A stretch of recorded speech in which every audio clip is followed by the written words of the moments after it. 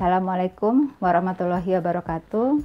Berjumpa lagi dengan Ulfia Rahmi, masih dalam pembahasan model-model blended learning. Kali ini kita akan membahas online drive model. Online drive model ini mirip dengan flex model, yaitu materi utama dan aktivitas belajar diselenggarakan secara online melalui platform atau LMS yang sudah dirancang khusus untuk pembelajaran. Meskipun materi utama dan aktivitas belajar itu diselenggarakan secara online, pertemuan tatap muka menjadi pilihan untuk dilakukan.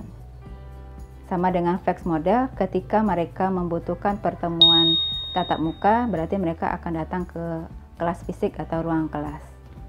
Perbedaannya adalah online drive model ini lebih fleksibel ketika kita bandingkan dengan flex model. Karena dengan flex model, guru standby atau pendidik standby pada ruang kuliah yang sudah disediakan atau ruang kelas yang sudah tersedia untuk menunggu siswa yang ingin bimbingan atau melakukan konsultasi. Sedangkan di online drive model ini, potensi untuk peserta didik datang ke kelas itu lebih kecil. Jadi ketika urgen sekali baru mereka akan datang ke ruang kelas. Itu berarti pertemuan tatap muka tidak menjadi sesuatu yang wajib bagi peserta didik ketika online lab model ini diterapkan. Online lab model ini mirip dengan flex model, tapi untuk penerapan online drive model ini dapat mengikuti langkah-langkah pada self blend model.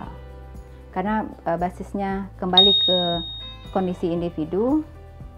Ketika mereka membutuhkan pembelajaran tertentu, membutuhkan penanganan tertentu, mereka akan menghubungi fasilitatornya dan pendidiknya untuk menyelesaikan masalah belajarnya.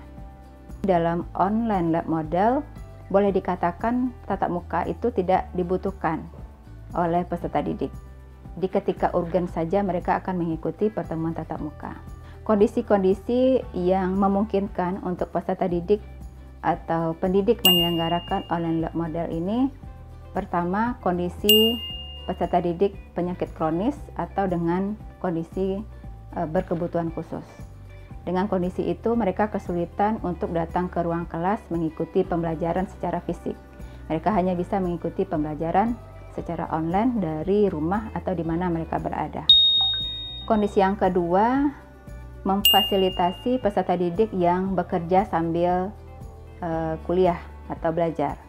Mereka membutuhkan waktu yang fleksibel ketika pertemuan tatap muka itu tidak diwajibkan, mereka bisa mengikuti belajar jarak jauh dari tempat mereka bekerja.